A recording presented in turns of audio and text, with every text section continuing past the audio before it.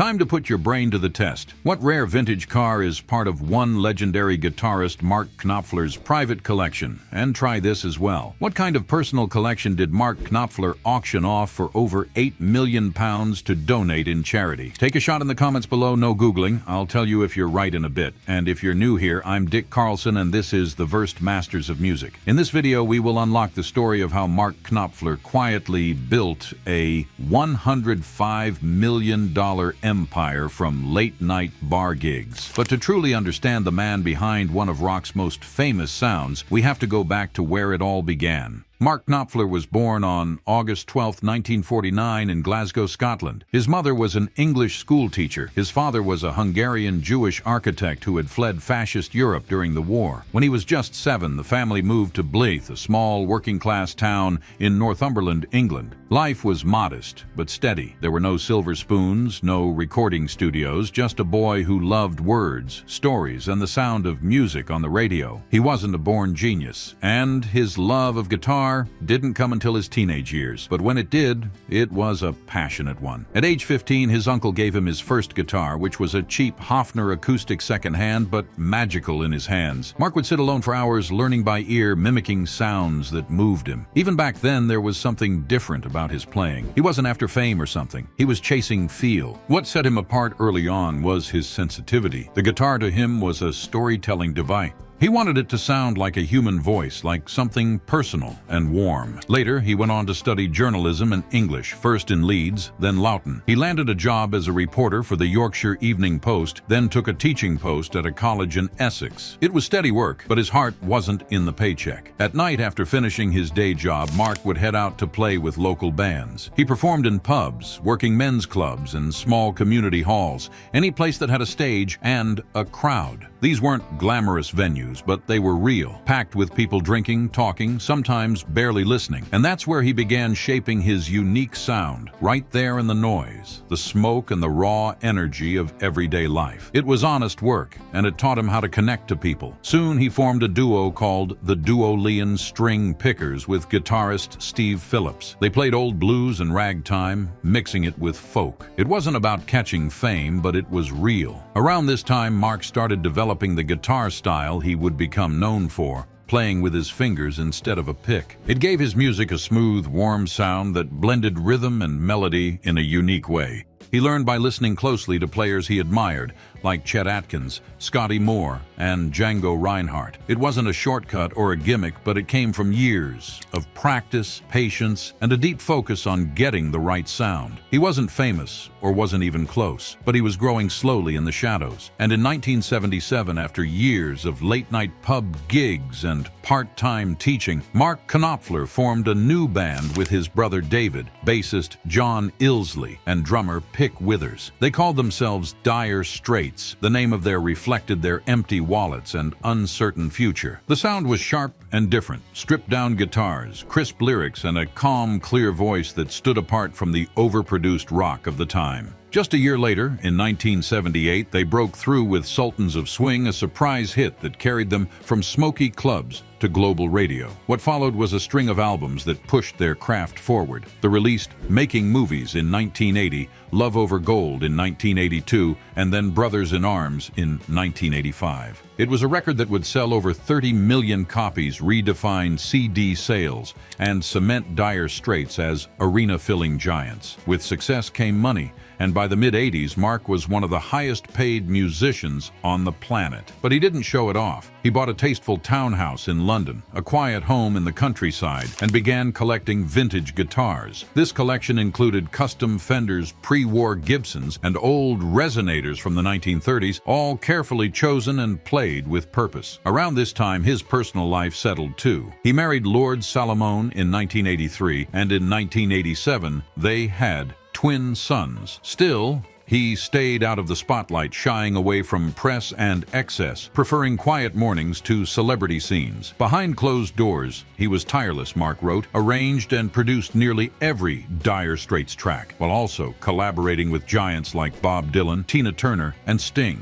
He found time to compose for films like Local Hero Cal and The Princess Bride, blending melody with story, always chasing feeling over flash. By the early 90s, Dire Straits had become one of the most successful bands in the world. But as the lights got brighter, Mark began to retreat, tired of the pressure and ready to find his own pace again. By 1995, after nearly 2 decades at the top, Mark Knopfler made a bold choice. He officially disbanded Dire Straits. The fame, the touring, the size of it all had grown too far from the quiet discipline that first pulled him into music. He was ready to begin again, on his own terms. In 1996, he released Golden Heart, his first solo album. It was a softer, more personal collection of songs that marked a fresh start, and fans liked the shift immediately. Around this time, his marriage to Lourdes came to an end. Shortly afterward, Mark met British actress and novelist Kitty Aldridge. Their connection was instant and grounded. They married in 1997 and would go on to have 2 daughters. This was the period of his life where he stepped away from the spotlight. Mark moved further from the city and closer to the calm he craved. It was about building a quieter, deeper life away from the spotlight. He began spending most of his time on a large private estate in the Scottish Highlands, surrounded by gardens, hills, and clean air. The house itself reflected his taste. It was elegant but understated, filled with vintage furniture, warm woods,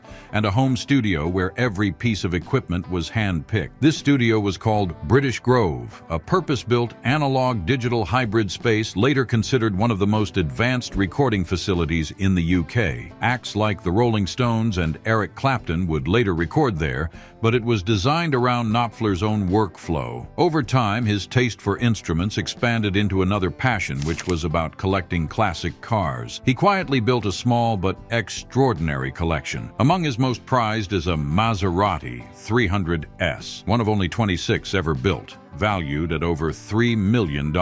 It's a vintage racing icon from the 1950s, once driven by legends. Alongside, he also owned a 1960s Austin Healey 100S, the exact model that raced at Le Mans. And his cars weren't stored in a showroom. They were driven, tuned, and lived with. He once said he preferred machines with stories. Each of his vehicles was lovingly maintained, driven on country roads, and kept far from paparazzi. Inside his studio, his love for precision continued. He invested in custom-built amplifiers, analog consoles, and vintage mics. This gear was worth millions, chosen not for price tags, but for tone. Music, for Mark, was still about feel. While he stepped back from major tours, he stayed deeply connected to music. He worked closely with artists he admired, recording with Emmylou Harris, Eric Clapton, and his longtime hero, Chet Atkins. His collaborations were very thoughtful and never rushed. Because fame didn't matter to him, the song did. And behind the scenes, Mark quietly gave back by donating to charity, supporting music education, and even auctioning off pieces of his prized guitar collection for good causes. But he rarely spoke about it publicly. As the years passed, the headlines faded.